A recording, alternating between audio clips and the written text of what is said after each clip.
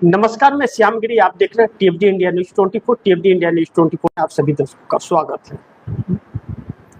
बिहार का घमासान थमने का नाम नहीं ले रहा है, क्योंकि बड़ी महत्वपूर्ण बिंदु है कि धोखेबाजी बहुत चल रही है बिहार के अंदर, और जिस थाली में यह नेता खाते हैं उसी थाली में छेद कर देते हैं।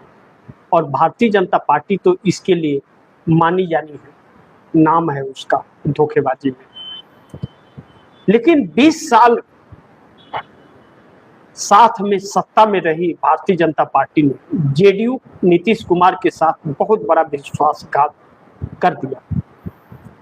अब नीतीश कुमार की पार्टी के अंदर असमंजस सी परिस्थिति है और नेता खुश नहीं। जिस तरह से सम्राट चौधरी सीएम बने और नीतीश कुमार ने अपनी कुर्सी उनको सौंप दी, उससे नाराजगियां अब बढ़ गई हैं, क्योंकि सम्राट चौधरी को नीतीश कुमार ने जिन उम्मीदों के साथ सीएम बनाया था, सम्राट चौधरी उस पर कायम नहीं रहे। उन्होंने पलटी मार दी, और सम्राट चौधरी का पलटी मारना नीतीश कुमार के पार्टी के अंत का कारण हो सकता है।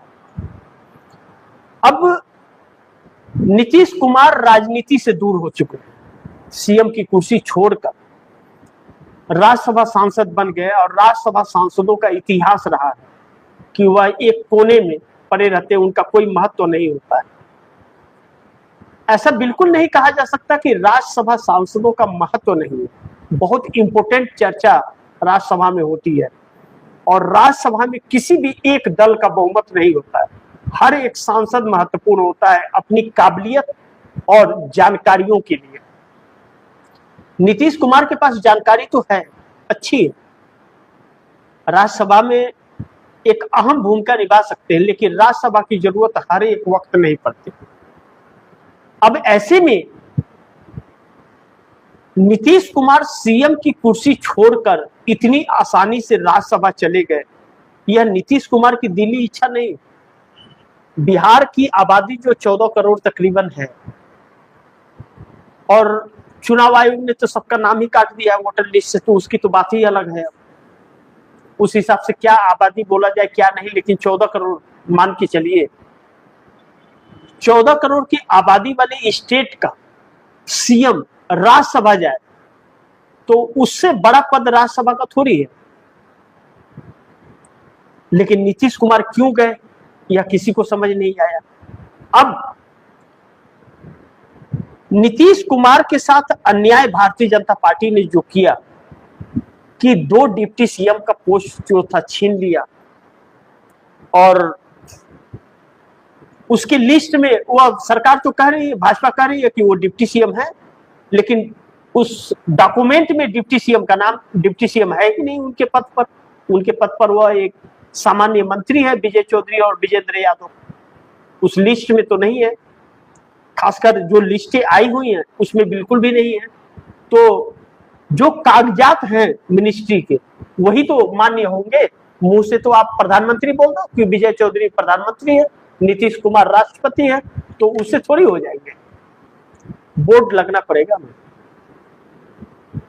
अब ऐसे में बहुत सारे नीतीश कुमार के नेता जो मंत्री की लाइन में थे और उनको मंत्री नहीं बनाया गया।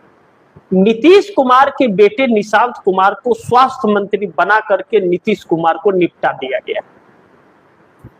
अब इन सब चीजों से नाराज नेता जो सम्राट चौधरी को 70 विधायक तकरीबन सीएम नहीं बनाना चाहते थे, समर्थन नहीं देना चाहते थे, और नीतीश कुमार ने जिद में दिया, अब वह एक अंदर खाने बगावती तेवर हो गए हैं, और अलग अलग नेता अलग अलग तरीके का बयानबाजी करने लगे हैं।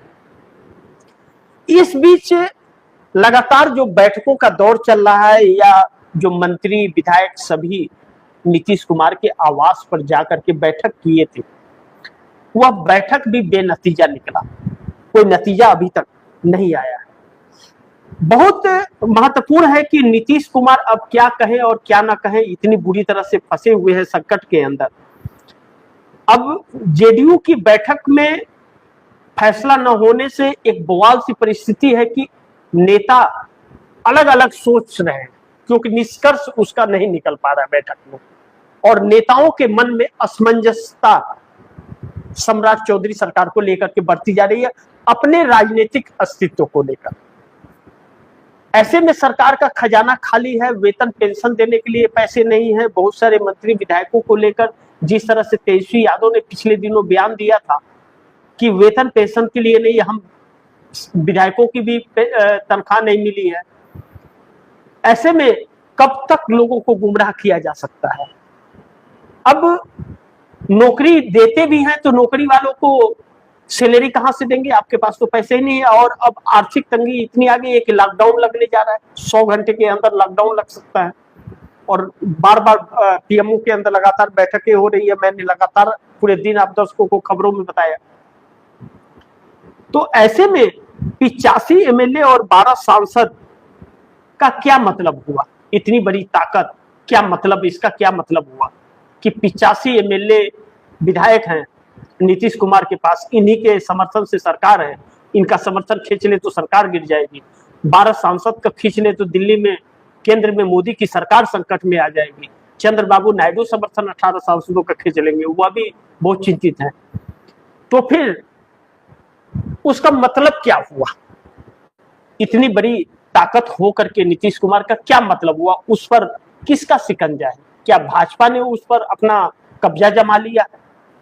जैसे किसी की जमीन हो, वहां पर जाकर के कोई दबंग कब्जा कर लेता है, वहां अपना बोर्ड टांग देता है, 4 गुंडों को बैठा देता है, वहां पर दारू और पीते रहते हैं वह, और कहते हैं कि या तो हमारा कोई आता है तो मार पीट के भगा देते हैं।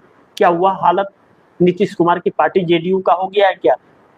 अगर ऐसा हो गया है तो फिर नीतीश कुमार की पार्टी कई टुकड़ों में फिर बंटने जा रही है, क्योंकि 85 एमएलए 12 सांसदों का कोई मतलब रहा नहीं अगर इसका उपयोग अपने ताकत का नहीं नीतीश कुमार कर पा रहे हैं। और उसके बाद भी वह कौन सी मजबूरी है कि नीतीश कुमार उनके साथ बैठे हुए हैं, भाजपा के साथ? यह मैं नहीं, अब नीतीश कुमार के लोग, कार्यकर्ता, नेता ही यह बात कहते पूछते नजर आ रहे हैं कि धोखा दे रहे हैं सम्राट चौधरी को। अब ऐसे में नीतीश कुमार बड़ी मुश्किल में फंस गए हैं बेचारे, क्या करें ना करें। जिस तेवर के लिए और जिस फैसले के लिए नीतीश कुमार जाने जाते थे, जो उन्हें पलटू राम की उपाधि दी गई थी, जो कहा जाता था कि नीतीश कुमार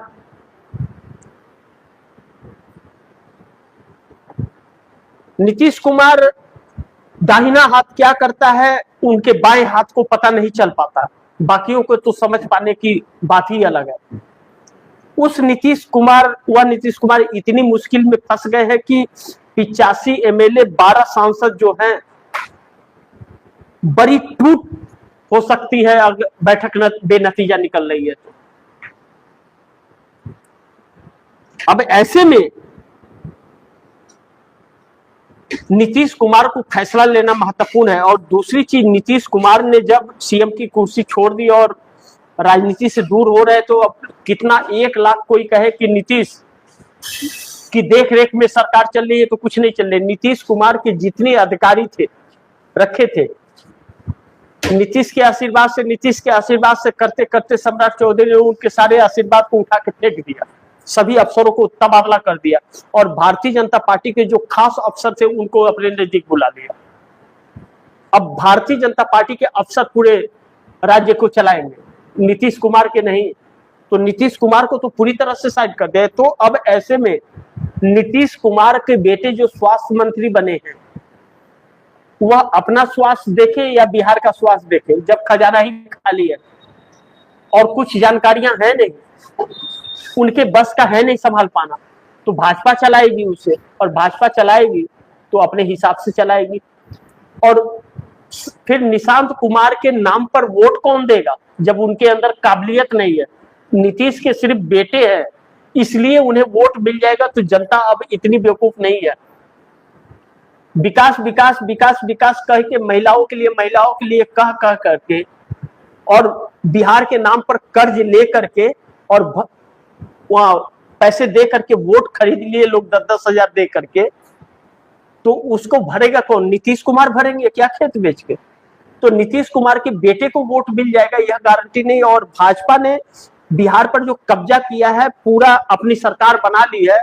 अब सोचिए, सीएम भाजपा का, गृह मंत्रालय जिसके अंदर अधिकारी आते हैं, पूरा फोर्स आता है वह भाजपा के पास, स्पीकर भाजपा के पास, सारा चीज भाजपा के पास है। मुख्य चीज, छोटे छोटे चीज इन लोगों को दिया है मंत्रालय, किसी काम का नहीं है। और खजाना खाली है, फंड मिलेगा नहीं आपको, है नहीं, बस हवाबाजी करना है आपको। बीपीएससी छात्रों को जिस तरह से लाठी से मारे हैं लोगों ने, रूह कांप गई है देखने वालों की। उनके परिवार की क्या हाल होगी, और उन बच्चों का जो पढ़ लिख करके और रोजगार के लालच में इन लोगों को वोट दिए थे।